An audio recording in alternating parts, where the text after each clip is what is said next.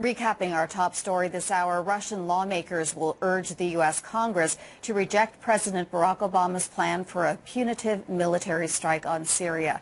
Russia's parliamentary speaker says Russian legislators will urge their American counterparts to maintain a balanced position.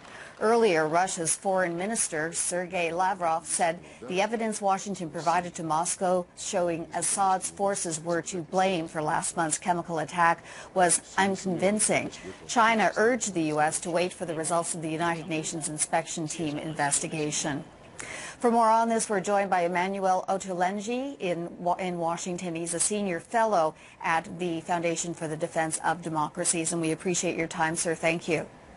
Thank you for having me. What is the likelihood of a strike now that Obama is seeking support from Congress? The White House has had 2.5 years to formulate a Syria policy. And although it's clear that this is a complex foreign policy issue with no ideal or preferable options, it's really a choice between bad and worse. What we've seen in the last few days appears to be a situation where the White House really would like to avoid the kind of decision that the red line set by the President himself really demanded after what transpired in the chemical weapons attacks of 10 days ago. So having said that, how is Obama's decision to put the issue before Congress affecting his reputation globally as a leader? In the region particularly, you are seeing two kinds of reactions.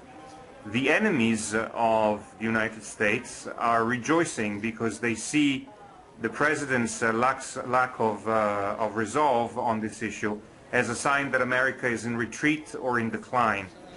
The friends of the United States are feeling unsure on whether they can rely on the U.S. For their own problems, both present and future. And of course, over and above this issue looms the question of Iran's nuclear program.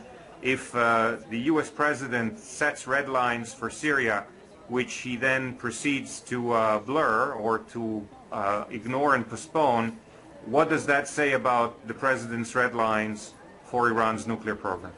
If the U.S. does strike Syria, how do you think Syria will retaliate? It depends on the nature of the strike, of course, but one should bear in mind that the regime, despite reports, is far from having won the civil war.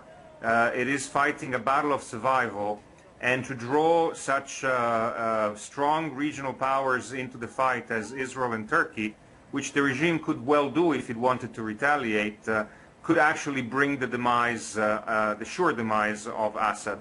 The president of Syria today still has an exit strategy, if he wants to, through the negotiated political process that the international community would still like to see go through the Geneva conference that has been long announced but constantly postponed.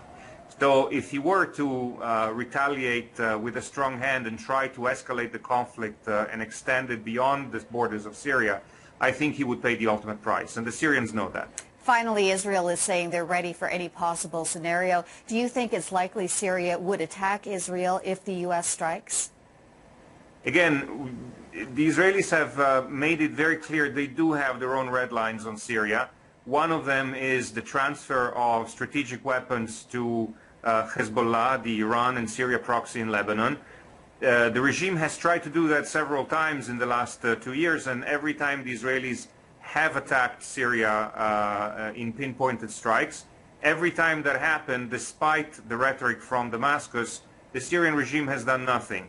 So I doubt that you will see serious escalation in the Syria-Israel equation. Of course, one never knows whether a regime with its back against the wall may do something crazy. But based on what has happened until now, I doubt that you will see serious escalation, and I doubt that on the specific issue of Israel and Syria, you will see fireworks. All right, Emanuele Ottolenghi, we'll have to leave it there. You are a senior fellow at the Foundation for the Defense of Democracies, and we do appreciate your time, sir. Thanks.